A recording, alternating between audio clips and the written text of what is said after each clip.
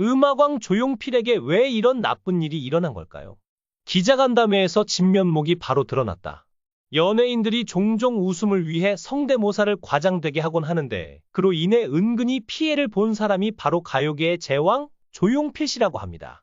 전문가들에 따르면 그의 가창력은 그야말로 최정상이며 이 놀라운 가창력은 피를 토하는 듯한 노력으로 완성된 결과라고 해요. 그는 가수로서 엄청난 성공을 거두었지만 의외로 그는 자신의 인생을 실패했다고 말한 적이 있습니다. 그 이유는 무엇일까요?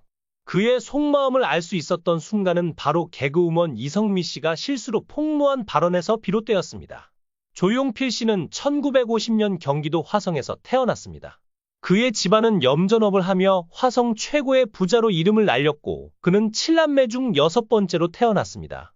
형들의 영향으로 일찍이 음악에 관심을 가지게 된 조용필 씨는 기타를 즐겨 쳤고 사춘기 때는 비틀즈에 심취해 음악에 더 빠져들었습니다. 하지만 당시에는 음악을 하는 것을 딴따라라 부르며 천시하던 시절이었기에 그의 아버지는 극심하게 반대했습니다. 급기야 아버지는 조용필 씨가 치던 기타를 때려 부숴버리기도 했습니다. 이에 어린 마음에 겁을 주기 위해 조용필 씨는 충격적인 결심을 하게 됩니다. 하지만 그 결과로 일주일 동안 혼수 상태에 빠져 생사의 갈림길을 경험하게 되었습니다. 그는 기적적으로 깨어났지만 아버지는 여전히 음악을 허락하지 않았습니다. 결국 그는 고등학생 때 가출을 감행했습니다. 유복한 환경을 버리고 밑바닥 생활을 하면서도 음악에 대한 열정을 포기하지 않았습니다.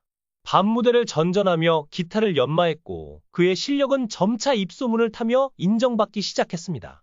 1968년 그는 미팔군 무대에서 본격적으로 음악 활동을 시작하게 됩니다.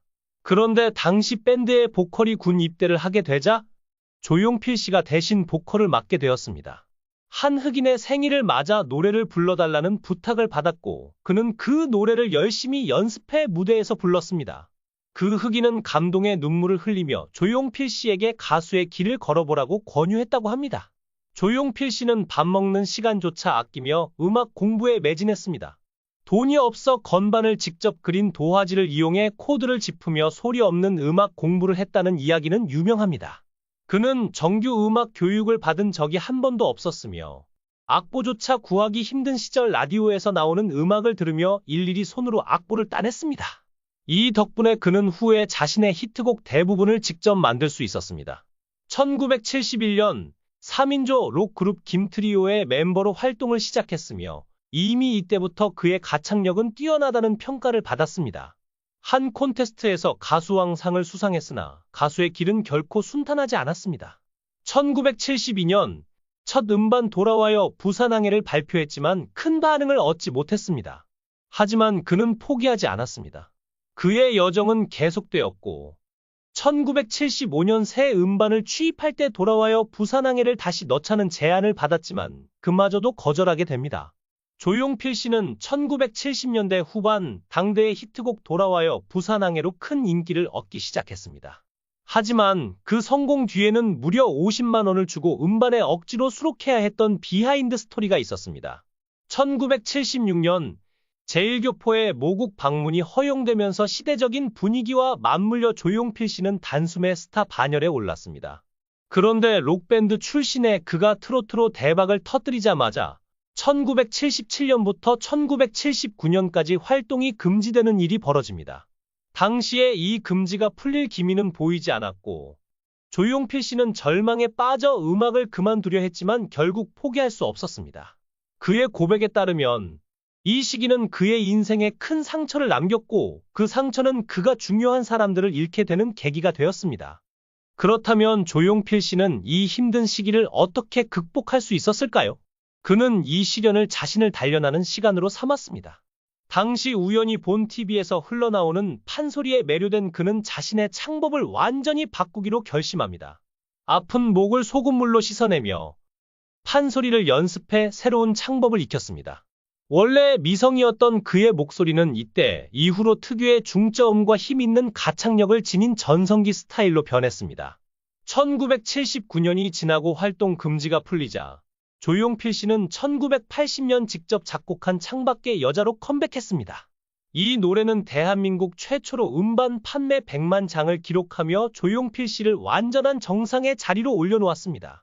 그리고 이 음반에 수록된 단발머리도 큰 인기를 끌며 그를 최고 스타로 자리매김하게 했습니다. 조용필 씨의 아버지가 한때 한 기자에게 내 아들이 돈을 제일 많이 벌지만 집 하나 없이 전세 살고 있다 며 의문을 제기한 적이 있었습니다. 이에 대해 기자는 아드님은 번 돈의 대부분을 음향 장비와 악기 구입에 투자하고 있기 때문에 돈이 없는 겁니다. 라고 설명했다고 합니다. 실제로 조용필 씨는 해외에서도 구하기 어려운 최고급 장비를 사들이며 자신의 음악에 모든 것을 투자했습니다. 또한 그 엄청난 음향 장비를 운송하기 위해 덤프트럭을 2대나 동원했다고 하니 그의 열정이 얼마나 대단했는지 짐작할 수 있습니다. 조용필 씨의 열정은 그를 가요계의 전설로 만들었고 오빠 부대라는 조직적인 팬 문화를 처음으로 만들어낸 가수로도 유명합니다. 1980년대는 그의 시대였고 그는 수많은 히트곡을 내며 그 명성을 이어갔습니다. 그런데 1987년 그는 연말 시상식 수상을 거부하며 더 이상 순위에 연연하지 않고 더 높은 차원의 음악을 하겠다고 선언합니다. 조용필 씨의 이야기는 가요계에서 빼놓을 수 없는 전설입니다.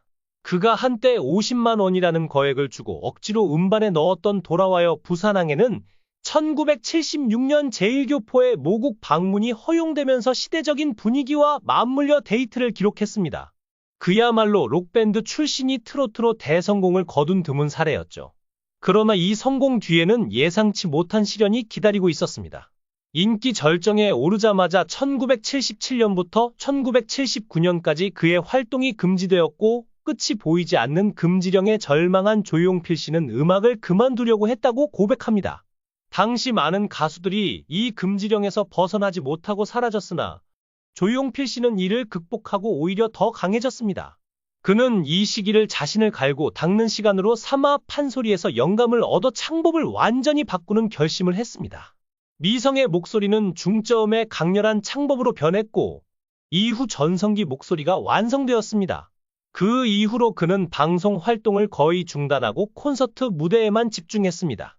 당시 열악한 공연 환경을 개선하기 위해 조용필 씨는 직접 무대 총감독을 맡아 해외 공연을 분석하고 최첨단 장비를 도입해 한국 공연 문화를 새롭게 만들어갔습니다.